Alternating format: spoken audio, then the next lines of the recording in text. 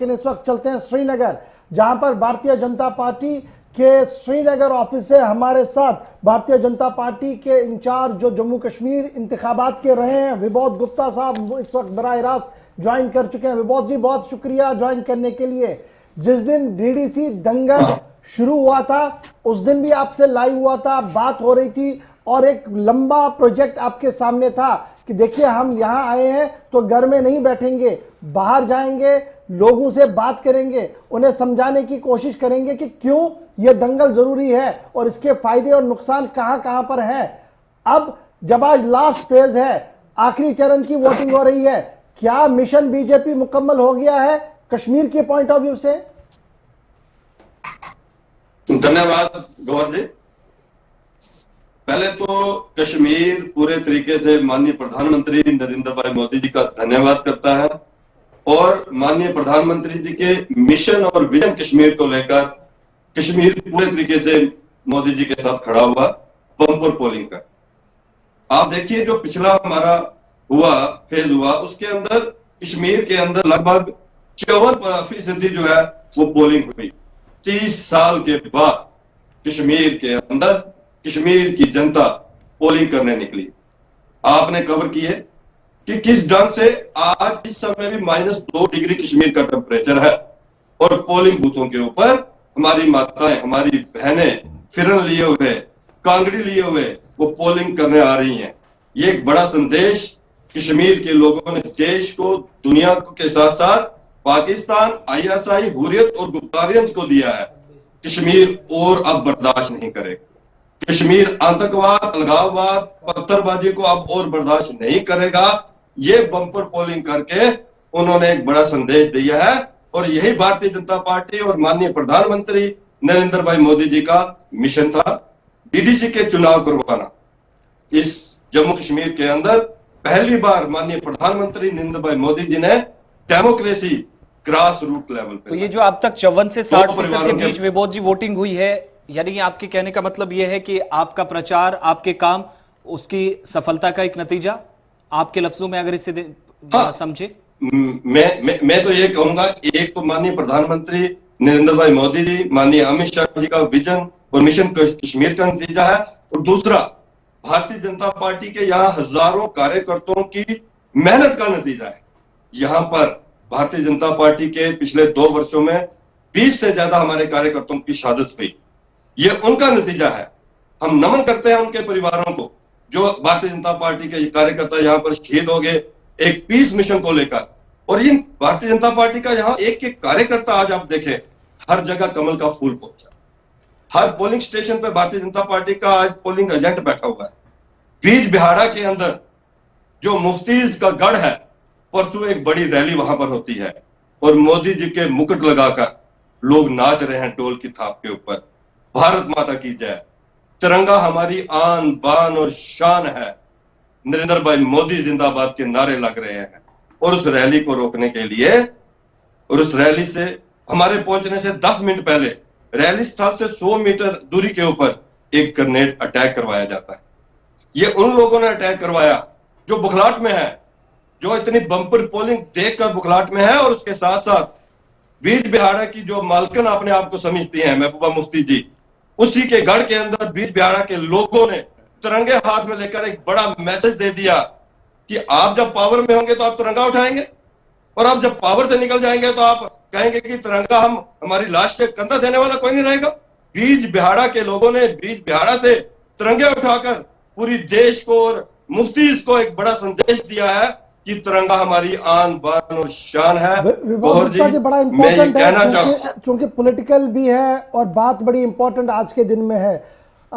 पोल percentage क्या है वो सबके सामने, लेकिन अब चूंकि हर एक पार्टी के अंदर एक सेल होता है जो मॉनिटर करता है हर दिन के गणित को और फिर अपनी जगह एक असेसमेंट बनाता है कि चलिए यहां पर हम इतने लेकर तो चलेंगे ही। आज जब हम डीडीसी को क्लोज कर रहे हैं, कश्मीर वाले चैप्टर से कितने कवल आप अपने साथ लेकर दिल्ली आएंगे कि देखिए हमने जो मेहनत की वो इतने कवल हमारे साथ है? गौर जी, जो हमने मेहनत की यहाँ पर भारतीय जनता पार्टी के एक एक कार्यकर्ता ने मेहनत की वो सफल हो चुकी है। हम जीत चुके हैं।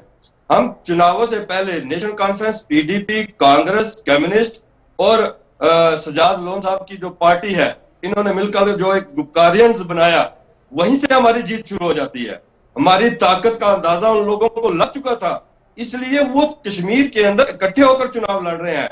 और दूसरा, हर पोलिंग बूथ के ऊपर कमल का जाना, हर पोलिंग बूथ के ऊपर बीजेपी के एजेंट का बैठना, हर जगह पर बीजेपी का झंडा लहराना और 1000 से लेकर 200 की बड़ी 100 से ज्यादा रैलीज का होना, यही हमारी जीत है। और दूसरा, चुनावों के अंदर जो वोटिंग हुई है, ये डेमोक्रेसी की जीत है। ये पाकिस्तान की हार है, ये हुर्रियत की हार है, या आईएसआई की हार है, ये अलगाववादियों की हार है, या आतंकवादियों की हार है, या पत्थरबाजों की हार है। मेरा ये कहना है कि कमल खिलेगा। जो बात आपने कही, कमल खिलेगा और कमल अच्छे ढंग से खिलेगा। तो आप ये कह रहे हैं कि विश्वास जीतने में, भरोसा या देश- एतमाद जीतने में आप कामयाब हुए हैं, लेकिन ये जो टर्न आउट आप बता रहे हैं, आपने जो अब तक जो साइकोलॉजिकल इंपैक्ट है, आपके कहने का मतलब कि उसमें ज्यादा आपका असर रहा है, लेकिन जो टर्न आउट रहा है, अपने एनालिसिस आपके क्या कहते हैं? कितनी उम्मीद है? 50 से 60% अब तक वोट जो पड़े हैं, भाजपा श्योरिटी के साथ कश्मीर घाटी से कितना सफाया करने वाली है? पहली बात तो यह है कि 5 से 60% जो वोट पड़े हैं, वो आतंकवाद के खिलाफ पड़े हैं, अलगाववाद के खिलाफ पड़े हैं, पत्थरबाजी के खिलाफ पड़े हैं। वो मोदी जी मिशन और विजन के हक में पड़े हैं। ये एक बात है। दूसरी बात यह है कि जो हम मान के चल रहे हैं, आज हमारी 3 बजे एक मीटिंग है, उसमें हमारा सारे सीनियर लोग बैठाए हुए हैं। उसमें हम उनसे 10 डिस्ट्रिक्ट के डिस्ट्रिक्ट प्रेसिडेंट्स भी हमने बुलाए हैं।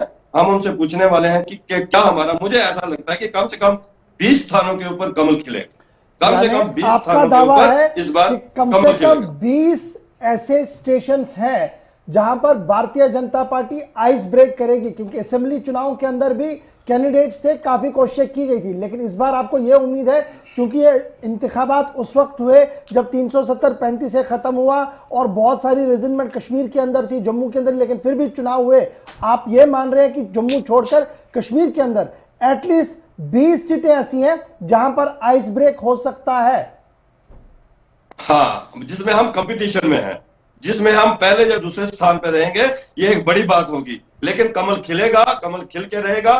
माननीय प्रधानमंत्री नरेंद्र भाई मोदी जी का विनोद गुप्ता जी, जो अब सपना है, ग्राउंड रियलिटी की भी बात करें। हम भी लगातार पहले दिन से, जब अनाउंसमेंट एसईसी की तरफ से हुई चुनाव की, तो हमने अपना असेसमेंट शुरू किया, हमने अपना पोल एग्जिट शुरू किया, प्री पोल पोस्ट पोल एग्जिट शुरू कर दिया था। लेकिन जब हम लोगों से पूछ रहे थे तो बड़ा मुद्दा विकास है, सबसे बड़ा मुद्दा विकास है, डेवलपमेंट को लेकर लोग बाहर आ रहे हैं एक, और दूसरा यही लीडरशिप बाद में कहां की ओर जाएगी, दैट इज सेकेंडरी क्वेश्चन। लेकिन जो आप कह रहे हैं कि देखिए ये अलगाववाद, आतंकवाद के खिलाफ है, शायद बहुत कम लोग जम्मू और कश्मीर में इस पर बात खुल के बोल पाए हो। देखिए, आपने खुद ये माना कि लोग डेवलपमेंट के लिए बाहर। बिल्कुल। डेवलपमेंट का मतलब क्या है? डेवलपमेंट का मतलब क्या है कि आतंकवाद खत्म होगा तो डेवलपमेंट होगी, अलगाववाद खत्म होगा तो डेवलपमेंट होगी, पत्थरबाजी खत्म। अब देखिए ना, ये हमारा जो लाल चौक है यहाँ का, टोन के नाम से, पत्थरबाजी के नाम से मशहूर है। आप बताइए, क्या वो बिजनेस हब नहीं होना चाहिए था? वो बिजनेस हब के नाम से मशहूर नहीं होना चाहिए था? आज लोग परेशान हो चुके हैं ना। आज बिजली, पानी, सड़क यहाँ नहीं है। लोगों ने देखा कि माननीय प्रधानमंत्री जी ने गैस सिलेंडर यहाँ घर घर पहुंचाए, 9 महीने कोविड के अंदर फ्री राशन यहाँ पर दिया, किसानों के अकाउंट में रुपए आए, वो कोई हिंदू मुसलमान के नाम से नहीं आए। वो जितने भी जनधन योजना के अकाउंट खुले थे, सब अकाउंट्स के अंदर हमारी माताओं और बहनों के उस अकाउंट के अंदर रुपए आए। यहाँ पर आयुष्मान भारत का 5 लाख रुपए का इंश्योरेंस कवर जो है वो यहाँ पर फ्री दिया गया। ये कश्मीर के लोग भी देख रहे हैं, चर्चा कर रहे हैं, वो समझ रहे हैं कि विबोध गुप्ता जी, जिन पैसों का, जिन अकाउंट्स का आप जिक्र कर रहे हैं, अब तो आप ही की सरकार के अंदर भी मिशनरी और हुकूमत के अंदर जो अफसर बैठे हैं वो ये मान रहे हैं कि इसमें से 90% अकाउंट तो सारे एनपीए हो गए हैं। उसमें जम्मू कश्मीर का भी एक बड़ा अकाउंट्स के अंदर देखिए, नहीं, आप ये देखें कि जो किसान लोग, जो जिनकी रजिस्ट्रेशन हुई थी, हर किसान के अकाउंट के अंदर, हम यहाँ गांव गए, हमने पूछा, हाथ खड़े करवाए, बड़े हाथ खड़े होते थे किसानों के कि हमारे अकाउंट में पैसे आए। बड़े माताओं और बहनों के हाथ खड़े होते थे, कोविड में हमें 1500 रुपया आया। यहाँ पर गैस की सब्सिडी वापस आ रही है, बड़े ऐसे हाथ जो है वो खड़े हो गए। ये ठीक बात है कि जो आप बात कर रहे हैं कि भाई अब हर अकाउंट में तो मैंने अगर जनता योजना में अकाउंट खुलवा दिया तो मेरे अकाउंट में रुपया क्यों डालेंगे मोदी जी, या आपके अकाउंट में मोदी जी रुपया क्यों डालेंगे? अकाउंट में उनके ही रुपया जाएगा जो जो जरूरतमंद है, जो रजिस्टर्ड है, जो गरीब है, चाहे वो किसान है, चाहे वो कोई मजदूर है, चाहे वो हमारे बीपीएल सर्वे में आते हैं। पहली बार जम्मू कश्मीर ने इतने घर बनते हुए देखे हैं, पक्के मकान बनते हुए देखे हैं, शौचालय इतने हर घर तक शौचालय चला गया। लेकिन जो बात आपने पूछी है ना डेवलपमेंट की, वो उसमें वापस आता हूं। लोगों ने बम्पर वोटिंग करके डेवलपमेंट के हक में वोट किया। मैं आपसे पूछना चाहता हूं, आप बताइए जरा कि कश्मीर के अंदर कितने ऐसे एमएलए होंगे जो साधारण परिवारों से बन के एमएलए बने कश्मीर के अंदर? यहां पर वही लोग एमएलए बने जिनका दादा एमएलए थे, जिनका पापा एमएलए थे। आज डीडीसी के चुनावों के अंदर साधारण घरों के लोग जो है वो खड़े होकर वो डीडीसी का चुनाव लड़ रहे हैं। एक नई लीडरशिप कश्मीर के अंदर डेवलप होने वाली है, एक नया सूरज कश्मीर के अंदर चढ़ने वाला है, और उसका सारा क्रेडिट माननीय प्रधानमंत्री नरेंद्र भाई मोदी जी का। विभोद गुप्ता साहब, बड़ा इंपॉर्टेंट ये है, क्या मैं ये मानूं कि सरकार ने एक टेस्ट कर लिया जो अभी तक, जब आप और मैं बात करें, अभी तक पॉजिटिव है, किसी जगह पर कोई वायलेंस की कोई खबर नहीं, और उम्मीद करें कि 3 बजे तक ये सारा पॉजिटिव ही रहे, कहीं जगह पर वायलेंस ना हो। इस ट्रायल फेज में कामयाबी के बाद अब जल्दी से पटरी पर गाड़ी दौड़ेगी स्टेट असेंबली के चुनाव के लिए, क्योंकि इशारे इस तरीके से बीजेपी लगातार दे रही है कि डिलिमिटेशन का प्रोसेस बहुत जल्द कंप्लीट होगा। देखिए, प्रधानमंत्री जी का जो एक क्लियर मिशन था कि पावर डोर स्टेप तक ले जानी, ग्राउंड लेवल तक ले जानी। 5 चुनाव करवा दिया उन्होंने, सरपंचों का करवा दिया, बीडीसी का करवा दिया और डीडीसी का करवा दिया। आने वाले दिनों के अंदर असेंबली के चुनाव जल्द होने वाले हैं और डिलिमिटेशन का प्रोसेस बड़ी तेजी से काम कर रहा है। लेकिन बड़ी इंपॉर्टेंट बात आपने कही कि इन सारे चरणों के अंदर बम्पर पोलिंग होने के बावजूद पाकिस्तान, आईएसआई, हुर्रियत, ये कोई बड़ा घटना यहां नहीं करवा पाए। कोई किलिंग यहां पर नहीं हुई, कोई पत्थरबाजी यहां पर नहीं हुई। लोगों ने खुलकर वोट डाले, लोगों ने डेवलपमेंट को लेकर वोट डाले, और वो लोग जो 30 सालों से जिन्होंने कश्मीर को एक आग बना के रखा हुआ है, अलगाववाद और पत्थरबाजी, वो लोग फेल हो गए। ये एक बड़ी इंपॉर्टेंट बात है जो आपने बोली। बहुत बहुत शुक्रिया विभोद गुप्ता साहब हमारे साथ श्रीनगर बीजेपी ऑफिस से ज्वाइन करने के लिए।